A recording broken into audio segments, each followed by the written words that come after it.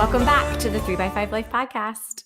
On this podcast, we talk about wellness, well-being, self-care, productivity, time management, all the things. And last week, we focused our attention on energy as currency.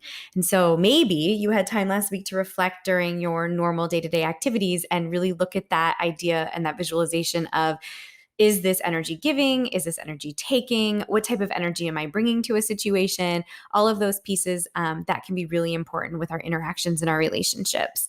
So this week, I'm switching gears a little bit. If you can tell, Bryan is not with me. He is actually on an adventure in Colorado. He is hiking and backpacking with a group of guys. He's doing a 14er. So 14,000 foot mountain over several days, but camping in between. And so he is out on an adventure in nature. But I thought that in reflection to that, and also I've had a little bit of reflection time for myself, I wanted to focus this podcast on a topic about nature and being outside. So I guess you could call it like things I learned at nature camp, if you wanted to give it a title. And when I say that, it's because I literally just finished 2 weeks ago running a summer camp, a nature-based summer camp for the first time ever at a preserve locally. It's called Cheslin Preserve. And it was all outside and it was for ages 4 through 9. And we had 41 kiddos. So my friend Kate and I, this was our first rodeo with this. And I was a middle school science teacher for years and years, but little ones, although I have my own that are this age, having 41 of them was a total learning experience for me. But it was a beautiful experience, but it was a lot, right? So I thought I would just kind of like unpack it with you and talk about some things that I noticed, some things that I learned, and then maybe connect it to our relationship with nature and how our families can thrive when we do so, have a better connection with nature.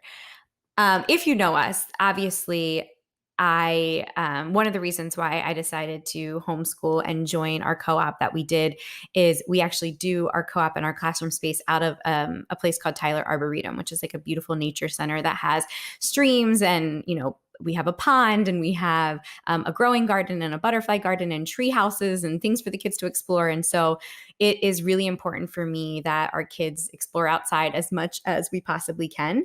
And I think my kids are really used to that type of like unstructured play and like getting dirty and muddy. And it was very interesting for me to notice that a lot of kids who came to our camp, I think this might have been one of their first experiences with the idea of just unstructured exploration.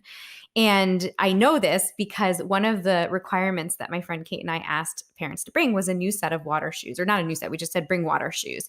And for me, I have our kids have water shoes. They're totally smelly and gross and muddy. But I noticed that a lot of the water shoes that the kids brought were brand new, like they'd never been worn before. And so I was very excited, one, because I felt really honored that I got to introduce them to creek stomping for the very first time.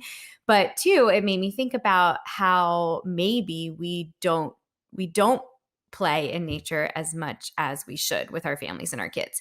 But what I did notice is when they did put on those water shoes and they like walked up to the stream, we were doing a macroinvertebrate study. So we were looking for like mayflies and dragonflies and crayfish and all the critters that live in our streams. And they were very hesitant to even like put their feet in the water. And they kept looking at me like, is this allowed? Is this allowed? And I kept encouraging them, yes, absolutely. And so they would put their toe in for the first time and they'd look up at me and then they'd like jump into the water and it would splash. And I just like saw this elation and sense of happiness in their face. And it made me so grateful, one, that we have beautiful spaces that our kids can explore, and two, that I got to experience that with them. But just so we can kind of zoom out, the benefits of being outside in nature, I almost like getting out of the way. As a teacher, I tend to overplan. I always have activities in my back pockets. Like I struggle with just not being structured at certain times. But I feel like nature gives us permission to do just that. One of my favorite activities for the week at camp was I had them collect sticks and I taught them how to build like mini structures. So like finding a Y-shaped stick and a Y-shaped stick and putting a stick across and then lining up other sticks and then using like moss and grass to make it so that it's waterproof. I mean, I thought this activity would maybe take them 15 minutes, and we literally were down there and they were just like exploring and working on it for about 3 hours, and then wanted to go back the next day of camp to check on their structures. And the creativity and the innovation and just like the things that they created from it. Like they would create fences using, pine cones, or they created a moss bed for their fairy that would then inhabit their structure. And I was doing nothing but just like observing and standing back and watching. And I felt like what a beautiful lesson of almost what it should be, right? Like instead of always thinking us from the lens of being a teacher, like what if we thought about it from the lens of just being a guide, like giving them the idea, but then allowing them to like run with it. And I find this with hiking too. When you're hiking with your kids, a lot of times we're trying to hike to an outlook, like we're just like on a mission to get there. And the times where I don't have an end game in mind, I'm not like going towards a destination. Those hikes have been some of my absolute favorite because the kids will turn over a rock and they'll find a new insect that they want to explore. Or, our kids are really into foraging right now. We actually had an expert forager come to camp one day and taught us all about like edible plants and berries and roots that we can use. We found some wild ginger. They were eating so all these different types of like roots that they found and berries that they were allowed to eat, like the wine berries. So we had to make sure that we told everybody that they are not allowed to eat anything unless there is a master forager with her. But like that idea of just like foraging and picking and exploring is really, really cool. So zooming out, I just wanted to talk about some of these benefits because I think that not only are they great for our kids, but they're also great for us. So when we're outside, it's, that there is this beauty of immediately starting our day with being outside in nature. When the sun hits our face, it is the number one way to reduce cortisol and stress in our bodies. And so if you can start your day by just going for a walk or even just like walking outside and letting the sun touch your face, your cortisol levels reduce and they stay like that for the rest of the day. And our cortisol levels are actually most heightened in the morning. So if you can do this as a morning practice, it has like tons of benefits for you. It boosts our natural immunity. I remember listening to a podcast with Dr. Rangan Chatterjee, and he was talking about how there are geometric patterns that are found in leaves and bark and grasses that are only found in nature that can't be replicated anywhere else. And the way that this geometry is created, it immediately calms us and calms our bodies. And there's something like that with water too. Like water has specific light fractals that do the same thing. They have a calming nature. So I tell you this for yourself, but I also tell you this, that if you ever find yourself where your kids are stir crazy, or not even stir crazy, they're just like at each other's throat and like not getting along, and you're constantly redirecting them, or they're just having a hard time figuring out what to do. I have never, ever regretted pulling my kids up and taking them outside.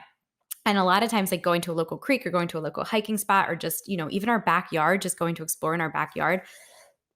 Every single time I do it, it gets everybody out of the funk. It gets me out of the funk. It gets them out of the funk. And I've never, ever regretted it.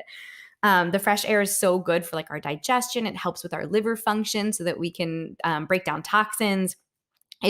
There's all this research that supports even just like looking at a natural scene. It activates parts of your brain that's associated with balance and happiness. Outdoor kids who are outdoors a lot are more likely to use their own imagination, their inventions, their creativity, and they do this type of play that can't be replicated in any other environment. And so I challenge you this week to think about, are there places locally? There's tons of like apps and resources, but one of the ones that I love is Natural Lands. So Natural Lands has an app that you can literally put in your location. It will show you all the natural preserves that are around you. Preserves are an awesome place to start because trails are well marked. You have usually some type of like stream or like clubhouse or area that you can go, like an education type center.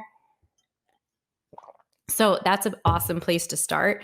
But just maybe this weekend, or when you get home from work one day, or if there's, some space in your weekday, to just get yourself or your family or any person that you want to like kind of connect with or just be with, get outside and just bask in those unstructured, unfiltered, life-giving energy that comes from just being in nature. So anyway, this was on my mind. It was something that I had the ability to reflect on after we got home from that crazy week of camp. And I just felt like it's an invitation for you. If you haven't checked out 1,000 Hours Outside, I strongly suggest doing so. And then just trying to create more opportunities for you to get everybody out and moving. So I hope you have a great week. Try to get outside if you can, and I'll see you next time.